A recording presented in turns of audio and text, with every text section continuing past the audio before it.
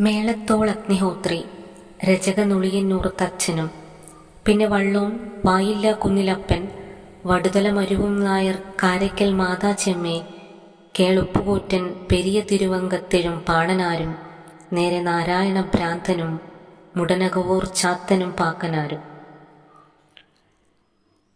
പ്രസിദ്ധനായ വരരുചി എന്ന ബ്രാഹ്മണന് ഒരു ചണ്ടാള സ്ത്രീയിൽ 12 മക്കൾ ജനിച്ചു. ഈ 12 പേരുടെ സന്തതി പരമ്പരകളാണ് കേരളീയർ എന്ന ഐതിഹ്യമാലയുടെ കഥ പറയുന്ന ഇന്നലത്തെ മഴ. എൻ മോഹനന്റെ ഇന്നലത്തെ മഴയെക്കുറിച്ചാണ് ഞാനിവിടെ പറയുന്നത്. ക്ഷിപ്രാ നദിയുടെ തീരത്തെ ആ പഴയ അമ്പലപ്രാന്തത്തിലെ ലളിതവും നിഷ്കളങ്കവുമായ ബാല്യത്തിൽ നിന്ന് വൈകി വന്ന വിവേകത്തിന്റെ വെളിച്ചത്തിൽ പോയ കാല പരാജയങ്ങളെ വിലയിരുത്തുന്നതിൽ എന്തർത്ഥമാണുള്ളതെന്ന് നഷ്ടസൗഭാഗ്യങ്ങളെ ഓർത്ത് മാൾകരിൽ നിന്ന് വരരുചിയോട് പറഞ്ഞു കൊടുക്കുന്ന പഞ്ചമി.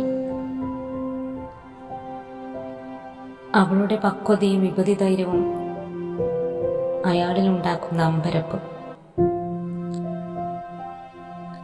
ഇന്നലത്തെ മഴയിൽ ഒരു പെയ്തു തീർന്ന മഴയുടെ നിശബ്ദമായ വേദനയുണ്ട്. അത് വായനക്കാരിലേക്ക് പകർത്താൻ എൻ മോഹനൻ എന്ന കഥാകൃത്തിന് കഴിഞ്ഞിട്ടുണ്ട്.